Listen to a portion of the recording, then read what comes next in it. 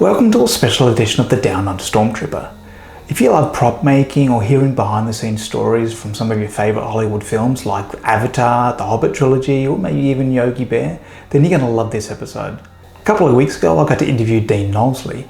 He's a man of many talents and he's worn lots of hats. From the small screen to the big, Dean's worked with some of the most creative and talented minds that Hollywood has to offer. Make sure you stick around to the end of the video where Dean shares his knowledge and helps you bring your prop making and costumes to the next level. So Dean, before we get into the name dropping, your career started off in a very different trajectory. Yeah, I started off as a pilot. I studied, went to university, got my commercial pilot's license. And that was in the UK? In the UK, yeah. Okay, all right. The centre of the world at the time. Yep. When you're a young man, that's the place to be. Everyone goes to Europe. And then, the world changed in around 2001 and suddenly aviation probably wasn't the thing for me anymore. Talk to me about your introduction to the entertainment industry. How did you get involved? Pure dumb luck. I was literally, a friend of mine said, hey look, I'm working on a production, I need someone to babysit some plastic guns. You don't have to have a special skill or license, they're just plastic guns, but the BBC, when in their productions, they require a person to be responsible for them. Yep, I can do that. Part I was born to play. So I literally spent a couple of nights working on a BBC production called NCS Manhunt. CS, a new crack police squad fights the most serious crimes. Richard Blasey is a convicted killer, a probable torturer. But when the victim's a cop, I want to catch this one very quick. it's not just professional, it's personal. So a little bit of a trivia point here, I'm not sure if you're aware of this, but the NCS Manhunt was actually Michael Fassbender's first TV role. His first TV role? Yeah. Interesting, because my fact out of that is that the criminal that they arrest in that scene that I was working on that night is Ralph Brown, who plays the Naboo transport pilot. And he's also in Wayne's World 2 as their slightly unhinged roadie.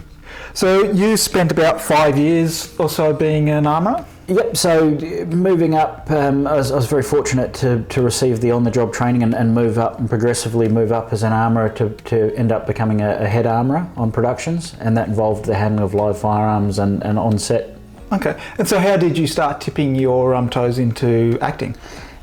Again, a little bit of luck. We were filming and the director needed at the last minute someone to step in and be a policeman that said something, an armed policeman that said something. I think off the top of my head it was armed police, hands up. Yep. And so they got me all kitted up in tactical police gear and a mask and the stuff, and I knew how to hold the firearm, and we did that and did it well, clearly. Because the director, a Kiwi guy, said, hey Dean, we're doing something else and we need you to say something else for this different show, and you get a job like that, and your next job, and then someone goes, hey, Dean did a really good job with that, with his acting. And so it started moving away. A lot of it initially was acting with a firearm. Yep. So policeman or execution soldier or something like that. So I did a film called Land of the Blind with Donald Sutherland, who's recently passed away. Yeah. And my scene was I had to act with the firearm and interact with the prisoners. We won't go into too much detail about that, but they needed someone that could deliver a performance, not just pull the trigger. And then it gradually moved away from the firearms and the weapons to more just acting roles. You were known as a day player? Yeah, just when you sort of have these little roles, you're a day player, you come in, you do your little bit, and then you move on to the next one. And in the UK, there's enough work for that to happen quite a lot. Yep. The great thing is that I wasn't being burnt. Now, to be burnt means your face is seen, which means you're overexposed. A lot of the stuff I was doing was with masks on, and tactical goggles and helmets, or the police sniper with the you can't see your face, so you can be used over and over again without being exposed, which is great. It's not that common that happens. So in 2007 you moved back to New Zealand. That was for a new project. Do you want to tell us a little bit about that? So there was a project that was happening in New Zealand based on a video game. Oh, would we have heard of it? I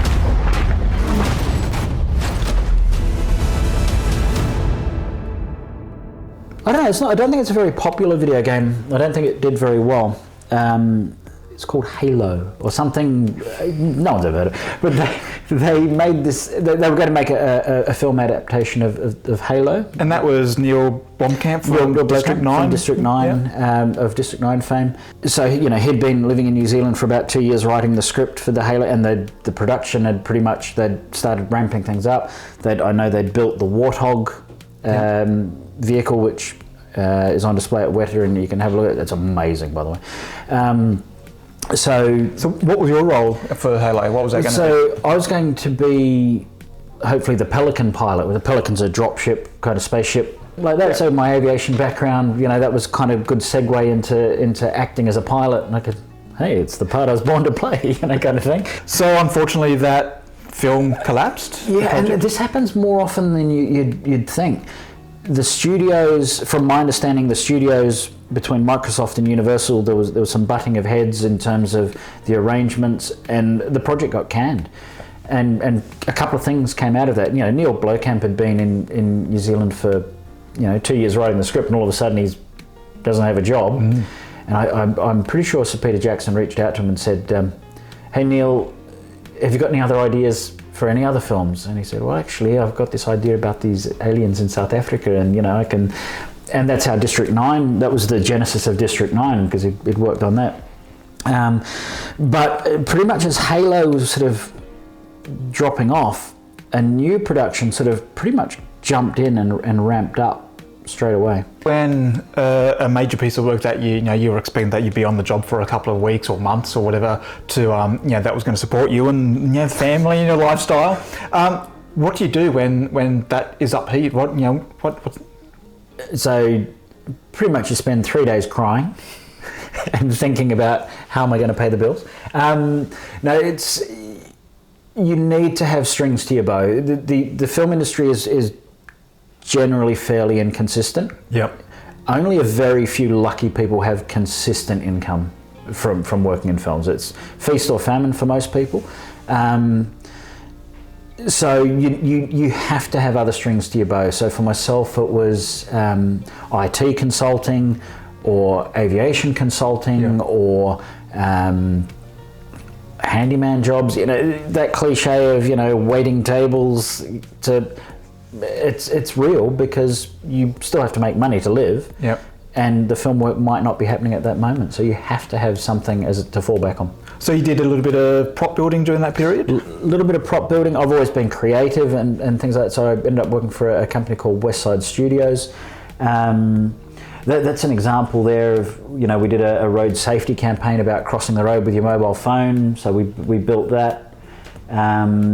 We built castles, and the company would say, a client would say, well, we need a horse for this, or we need that. So we'd have a library of props, big fiberglass horse, and but it has to be a Roman horse with a chariot. So last minute we're building a chariot, or we're doing that. So that was fun. So jobs coming in fairly short notice a lot of the time? Fairly short notice a lot of the time. Thinking on your feet?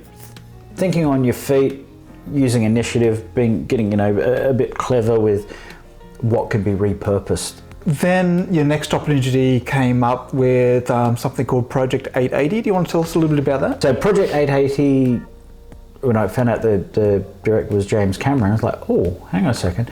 And Project 880 at the time was the code name for a little film called Avatar. Okay. Some of you might have heard it. Some of you might have seen Avatar,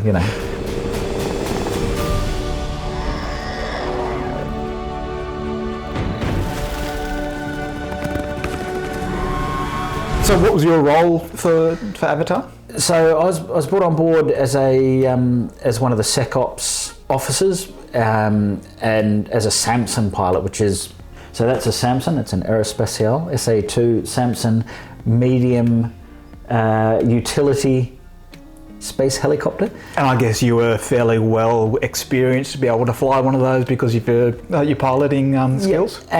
And the other part that I was brought on was they wanted me to work with some of the actors and the art department just to make sure that things were working as they should as a real aircraft. The practical effects guys down in New Zealand built this Samson mock-up, and it was amazing. It was actually fun to fly around in that thing. It felt like a real helicopter.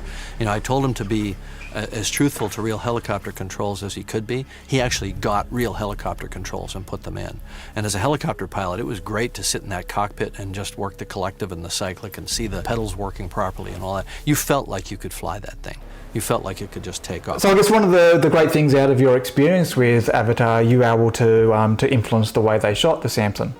Yeah, that in that video, there's me talking to James Cameron because we're filming it. We're in a crane, and the crane's moving the spaceship left and right, and I'm trying to anticipate the movement, and I'm pressing the pedal as if I'm flying, and I'm okay, it's moving a bit to the left. I'll press the pedal to the left, so it looks like I'm actually flying as opposed to reacting to the.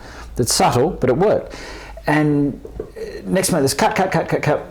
And Jim comes out of the tent and he goes, I can see you working the pedals with your feet. It looks great.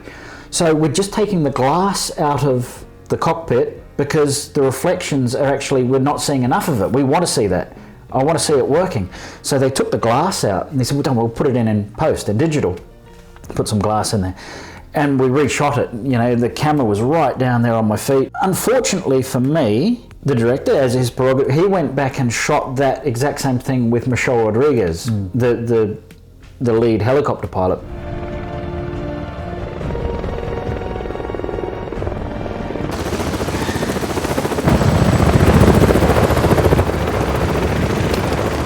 But I can happily say that particular scene was a product of me influencing like that moment. So I'm still happy. So you spent a fair bit of time working with Michelle Rodriguez to be able to teach her how to act and work like a pilot? Yeah, it was more a case of she'd had some helicopter training off-site, I think off in the States, but when she sort of got to sit in the Samson and learn about a conversion course, essentially, you know, what buttons do what, to get, because you want to look familiar in the cockpit. She's an experienced Samson pilot. You don't want to be going, oh, now where's the generator switch? It needs to be second nature and things like that. So I'd actually written a startup checklist and operations manual that sits in a pocket in the aircraft, and it was there the whole time we were filming. You never see it in the film, but it was beautifully bound and it had chapters with tabs. And so you'd written an operations manual? Yeah, I was asked to write the operations manual for this spaceship helicopter with air density performance charts and loading charts for Pandora. So you know the air density slightly heavier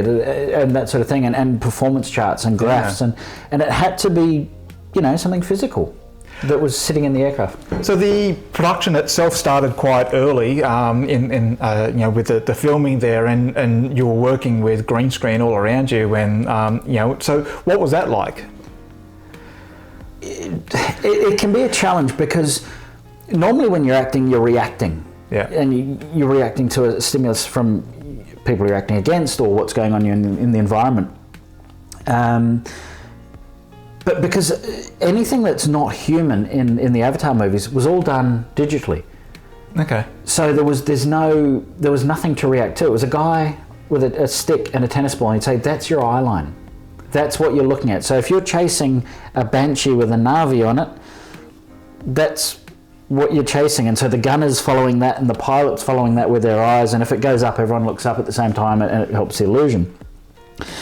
Problem was, the big question is, we're all sitting there going, what's a Na'vi? None of us had any clue. And one of the guys from Weta Digital, would come across and say, hey bro, what's a Na'vi? And he'd be, oh bro, just big blue space cats, eh? I was like, what?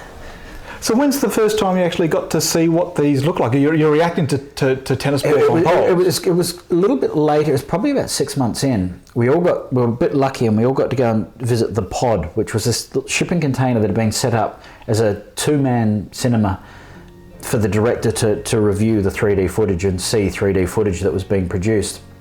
And you had, proper goggles, and and we got to see a snippet, and I was like, oh, there was a real light bulb moment. I think we're working on something a bit special here. And it was a very palpable feeling across, once people had seen that, but they're going, it's like when you're doing a jigsaw and that piece comes out and you sort of get an image and you go, oh, okay, yeah, we're working on something a bit special here. So James Cameron, I guess you would say he's the ultimate world builder.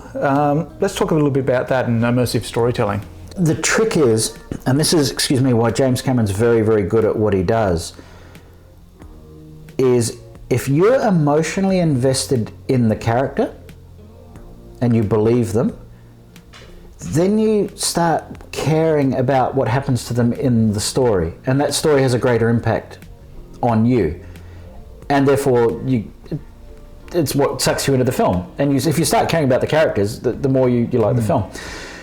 And so a big part of what he does is he wants the actors to sell what they're doing, and to do that he needs them to believe they are where they are. If they're flying a spaceship on Pandora, he wants them to actually believe they're flying, because you're going to see that as an audience member.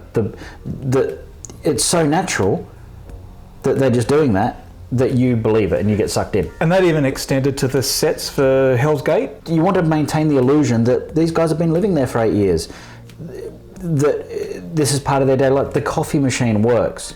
It ruins the illusion if the guy goes up to the coffee machine and doesn't know which button to press for coffee, because that's not believable. He's been there for 8 years.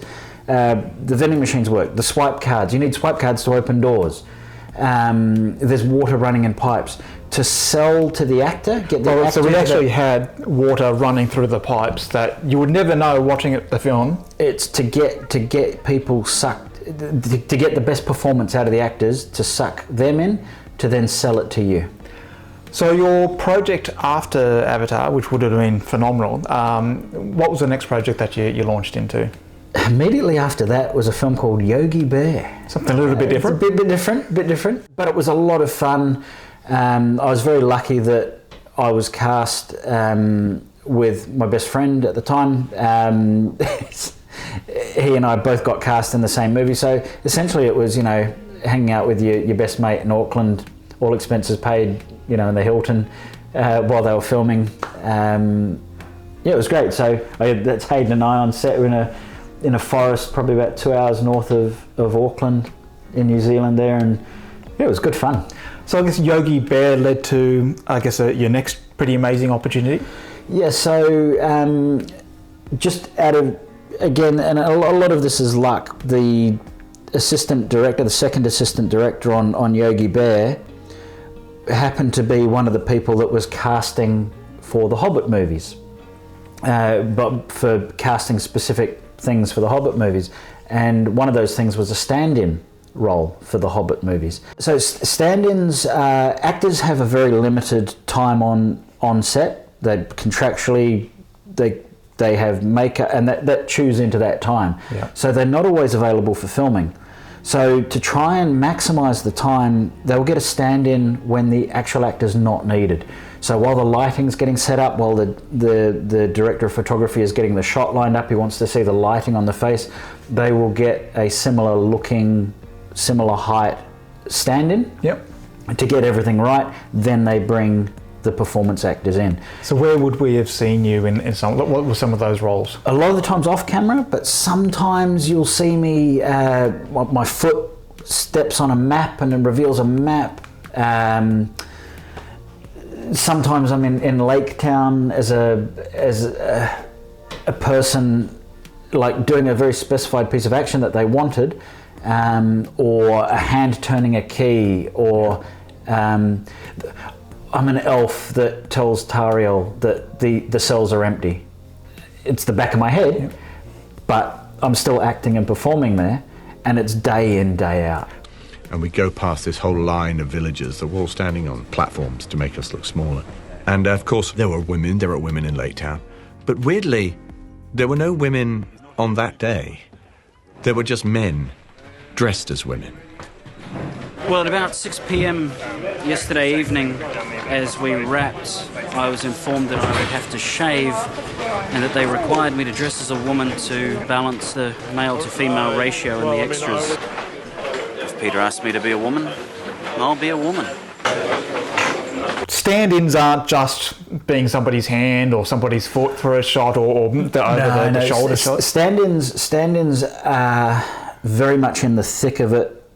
you need to be, you're in the middle. You're right where the actors are until the actors are brought on. And then when the actors are brought on, you're just standing off to the side watching if they make changes to their performance, and then for the next scene you have to copy those. Yeah. But you're actually delivering lines too, so essentially you're acting so that they can bounce their performance on you. Sometimes a stand-in will be required to be a picture double, and they'll put a wig on you and shoot over your shoulder because that particular actor's run out of time, but that actor hasn't. But that actor needs something someone to act with. So Bilbo might be talking to Gandalf, but they've wrapped Gandalf for the day because he's out of time. They'll put you in a grey hat with a wig on the back and Gandalf's gown, and they'll film you over the shoulder while Martin Freeman delivers his lines. Okay. And you have to deliver those lines properly. You can't just phone it in because you have to respect Martin needs a performance to work with. The smell in the studio was horrendous. They're real, fresh, fruity fish, hence the peppermint under the nose. We walked on, and there was Dean sitting in the barrel having a test done. I'm sure there's no need to be concerned that he's wearing a helmet. No, I'm not. Personal choice. 3, 2, 1, action. And they poured probably about 20 fish on his head. Oh, bang, bang. Oh, Dean's face. Oh, he looked uncomfortable. Oh, dear. Okay, looks great. Okay, let's get the guys in. The actors, of course, will have their heads up so we can see their faces, won't they? Oh, I'll have my mouth open. Good. That was horrible that day. That was. If I hadn't had that peppermint, I asked the set medic for some peppermint paste. I stuffed so much of that around my face and up my nose just because the smell would make you dry retch. And you may have been ill in my mouth a few times. It was just like, it was the worst thing ever. So how much time do you get to spend with the Hobbit trilogy? It ended up being about 2 years all up. Because originally it wasn't a 3-movie. It was only supposed to be 2 movies, and then I think there was one afternoon where we were filming the last scene of what was supposed to be movie 1. They said, actually it's not, we're now doing 3 movies. So there was a lot of chopping and changing and rescheduling and things like that. You've obviously worked on quite a few projects, a lot of varied projects there, gained a lot of experience in a variety of work. So specifically, what would you say you've taken away from your experience being on set? Just sheer knowledge. Because you're in the centre, you're there, you've got an Academy Award-winning cinematographer there talking to you, or talking to his camera people, and then you've got the director talking to a top actor. You're over here and you're right there, and often they're talking over your head. So you're picking up and you're learning and you're seeing how they're solving problems on set, how to tackle things, creative processes, and you're right smack in the middle of it. You're not watching like a tennis match from afar. You're standing at the net, that's the thing. So it was incredible, and it's sort of, I'd say, one day on a big production in that position is better than a year at film school. And so some of those conversations and the learning that you got from that helped with your prop making experience too, in terms of being able to get props to look great on film? Absolutely. When you're standing there and while the art department are setting up the set, you've got some of the guys that, the best in their field, guys like Ben Milsom over in New Zealand that the best at what they do. And you're seeing what they're doing and you're going, wow, okay, I can see how his brain works. I'm going to apply that to what I'm doing with my personal stuff. So let's have a bit of a chat about prop making in particular. How do prop makers see the world differently? I think it's all about opportunity, initiative. They're always looking at something going, how can that be used? What could that be? What does that look like?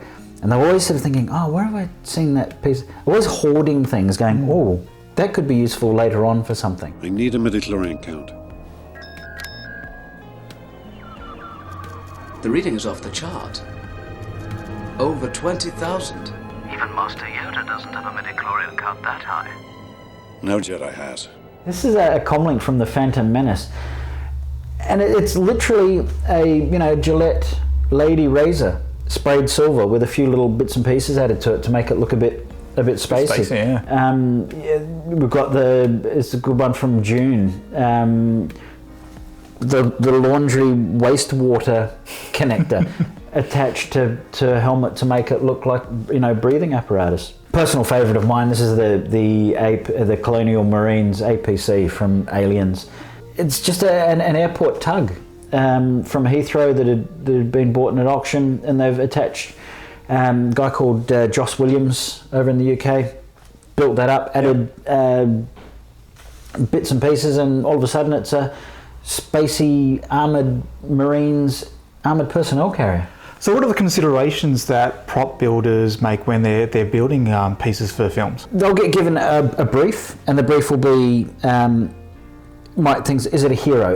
Does it need to be close up on camera? Does it need scrutiny? What's its role in the story? And they'll be given a little bit of a backstory, and they will build that prop to that story. Yeah. I guess it depends on how many of these objects do they need as well. Yeah, absolutely. Yeah. And you'll often have not much time, because the director will say, show me a comlink. I want you to make me a comlink. And I'll come back tomorrow and give me 10 examples of different comlinks. And he'll go, I like that one.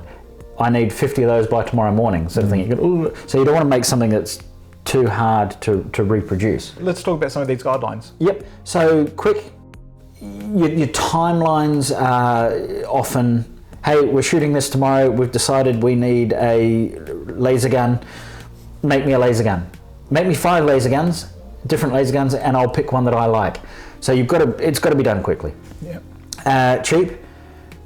Even if a project has lots and lots of money, you're still trying to save money, and you're still trying to do things quickly and cheaply.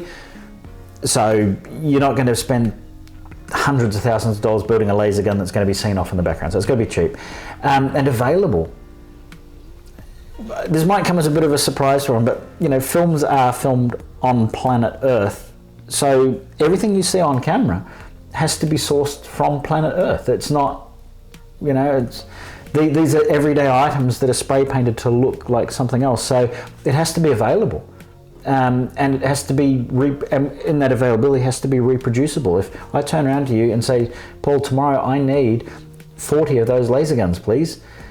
If you've gone off and used something that's pretty unavailable, it's going to be really difficult. So you're not going to be 3D printing a laser gun? No. Yeah. No, it'll be something that you've got multiple parts of, and you can knock out 100 of them. If you were to be wanting to reproduce, create a replica of the part that you've seen on screen, what would be some of the tips that you would do? What's the first thing you would do? The very first thing I'd do, I'd find out where the film was produced, like where it was shot. And then from there, if you've got what studio it was at, you can. So here's an example. You've got Stone Street Studios in Wellington, in New Zealand.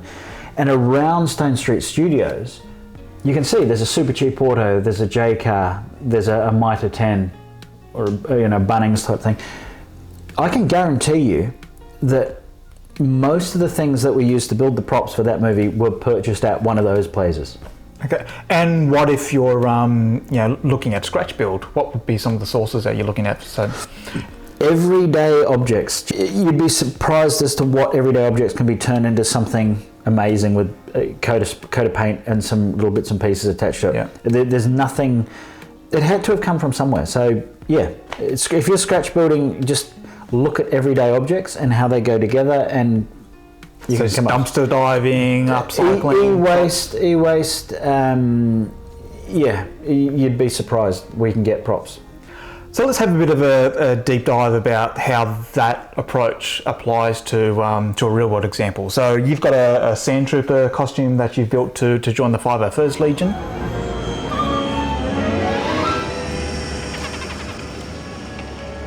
How long have you had these droids? About 3 or 4 seasons. They're up for sale if you want them.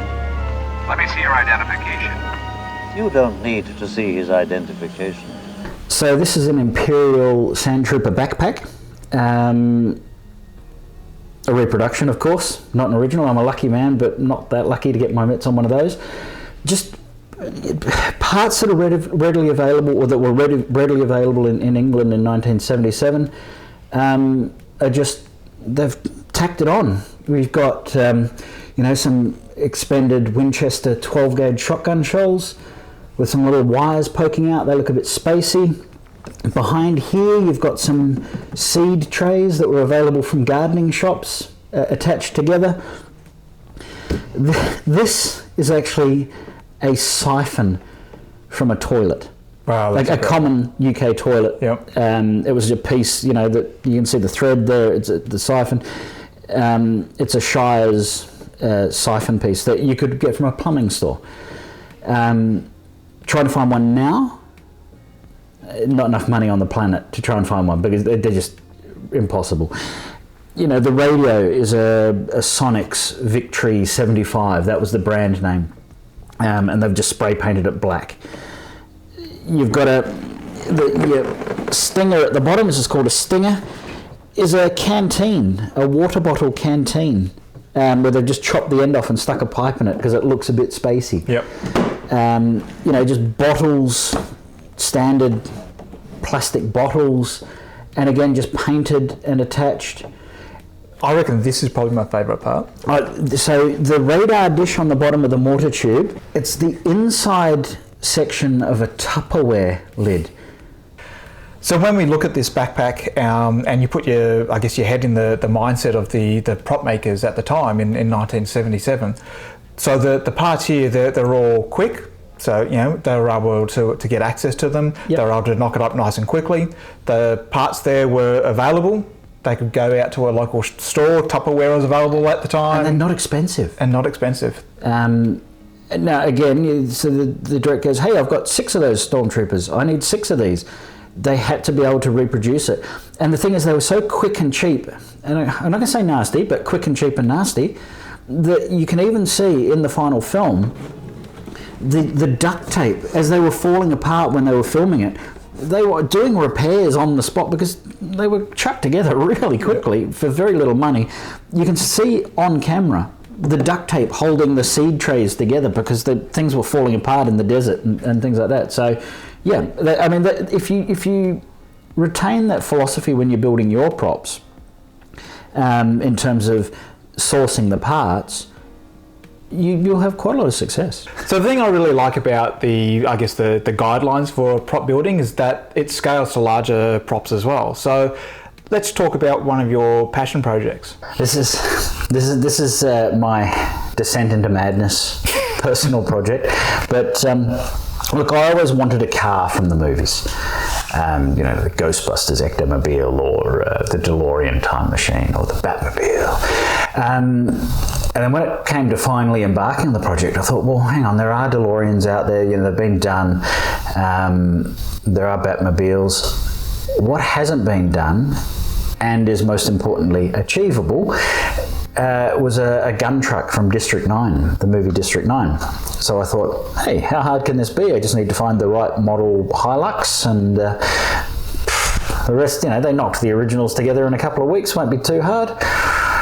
9 years later. Wow, really? 9 years. 9 years. It's now complete. This is how it started. A 2007 4-litre petrol Hilux. It had to be a 4-litre petrol Hilux, that particular model. And then it's detective work. Going, okay, well, this piece looks like this, and you get little clues from here and there. Yeah. Hours in the evening freeze framing and going, because my contacts in those days, they didn't really document film making like they do now. So there was very little original material, reference material. So a lot of it was extrapolation and educated guesswork. So let's talk about some of the tools of this detective work. What are the techniques that you would use for that? Freeze frame, getting the highest quality version of the film, you know, 4K version of the film. Promotional material, there's a book called The Art of District 9 book that I had literally since day one, which has some great material in it. A set of calipers. Yep. For measuring things. If you know that the vehicle is a Hilux, and you've got a real Hilux, and you know that the door handle in real life is 160 millimeters long, then you can look on your freeze frame and go, well, I know that's 160, yeah. So that piece must be around about 199. Now, there's no way someone would cut a piece of metal 199 long, it's 200. Yep. So you cut the piece of metal 200 long, and it works. So I've got a friend that recently built a snow speeder from The Empire Strikes Back, and he did exactly the same approach. So on the side of the snow speeder there's a part there that's actually a slide carousel. And once he knew what slide carousel they used, he was able to scale the entire project. That was his cornerstone. The point of reference. Yep. And from that point on, he was able to get the whole thing right. Where it got difficult was the internals. They had an e-waste bin. And they just went, oh, that looks a bit spacey. Let's slap that in there. Let's add some wires. And it was a bit haphazard. Now, the problem is these pieces, this is in 2007, or 2008 that they're building these trucks. The pieces that are in the e-waste bin, we're now in 2024. Here's me trying to find things that were rubbish, 20 years ago, or almost 20 years ago. So that has been a challenge. So let's talk about another part that's on the truck. So on top of the truck, you've got some pretty high-tech science fiction equipment. It's an infrared camera. It's got some lights on it and greebles and warning stickers and things like that. I often had to slap myself and say, no, Dean, remember those rules. They wouldn't have spent hours doing it. They would have knocked it up in a day. How would they do that? What is it? And then I think in a brief conversation with my mate, he talked about a cereal box, just in passing. A cereal box. And it was like a light bulb. And it literally, that piece, literally, is a made in New Zealand Sistema cereal box, available at Woolies, $7 off the shelf. You can still buy them, and this was on the shelf back in, but that's all it was, and that's the exact piece. That's all. And it was spray painted grey, some stickers put on it, and you've got an infrared camera. So we've discussed how to go about sourcing parts, whether they're parts from like replicas for films or a scratch build. So what would you do about making those parts look lived in, look like they actually were in universe? And this is where we go back to the story. Your prop has a story. Once you've got your story, then you can get your prop. So I've got an example here. We've got a set of electro binoculars from the Star Wars world. These binoculars were an off-the-shelf kind of thing, and they've just added bits and pieces to make it look, again, more spacey. Yeah. So when you're designing something like this is when you go to your questions. Is it new? Is the prop a hero? Is Luke Skywalker going to be looking off into the distance while there's swelling music and it's going to be quite tight? Does it need to hold up to scrutiny? Yes, okay, it needs to hold up to scrutiny, so we can't be too cheap and nasty with it. Okay. What else is part of the story? Is it's used. It's on his farm, it's been used, or it's around a trooper's neck. So you think about, how is it used? Where do your hands rub? Where does dust get in? It's being used in a dust environment in this case.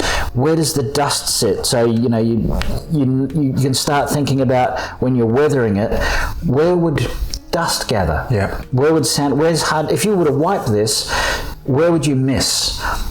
If you're constantly holding it like this, where would the paint start to... If something's rubbing up against it, or... It's a hot environment under the twin suns of Tatooine, so is the paint going to start to crack a bit? Yeah. Is it clanking against armour? Is it going to chip? And so these are the things you think about. Is one button used more than another, so it's a bit more worn down?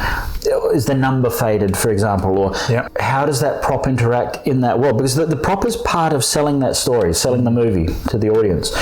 And if the prop looks like it belongs, and that prop is rich, and has a rich story to it without saying anything, you don't need to say anything to show that that prop is actually used. And again, you get sucked in as emotionally. You get, oh, I'm starting to believe this story. I'm starting to care what happens to the character. Oh, this film's good.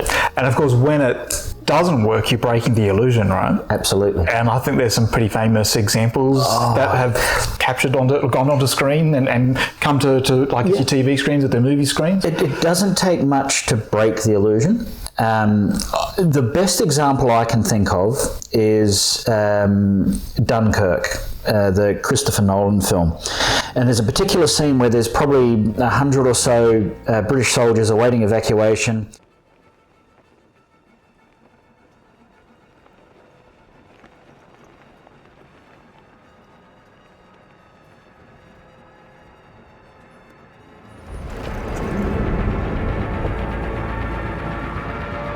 That shot would have taken days to plan and set up, and they're all in costume. The costume people would have been working their guts out to get the costumes right and breaking down the costumes to look like, retreating, bedraggled soldiers. So much work would have gone into it, and one of the extras smiles. And it just stands out. It stood out so much that it dragged you away from the moment. But I think they fixed it digitally by turning the frown upside down quite literally and getting rid of that. But if that had said, that would have taken you out of the moment. And so it's really important that you understand that every little detail in a film counts. So Dean, thank you for joining us. But I guess as a final thought, you've been on some amazing projects, met some amazing people. I guess what are the key things that you believe make you employable as you jump from project to project? I would say a film project, particularly a larger film project, is very much a crucible. There's a lot of pressure. You've got financial pressure, creative pressure, and you have all these sorts of things pushing in on you. It doesn't matter what discipline you're involved in. And so you need to be able to get on with the people that you're working with. You have to be good at what you're doing. Yeah.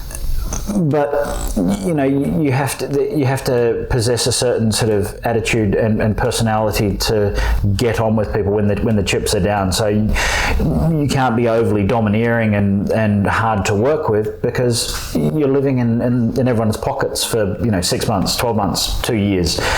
So you need to have empathy and compassion, as well as a general positive attitude. You can't just be sort of grumble all the time. Yeah.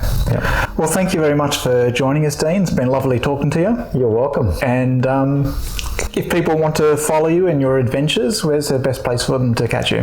Probably Instagram's the best thing. What I tend to do is just little snippets of things I've done over the years, and I'm just gradually drip feeding them. And no one wants to be bombarded with things I've done in my life, but just like to drip feed things and yeah. So, well, thank you very much for joining us. You're welcome. I hope you enjoyed that interview with Dean Knowsley and learned some tips and tricks on how to bring your props and costumes to the next level. The Down Under Stormtroopers new channel. So if you enjoyed this video and you'd like to show your support, please like and subscribe. And as always, may those costuming gods be with you.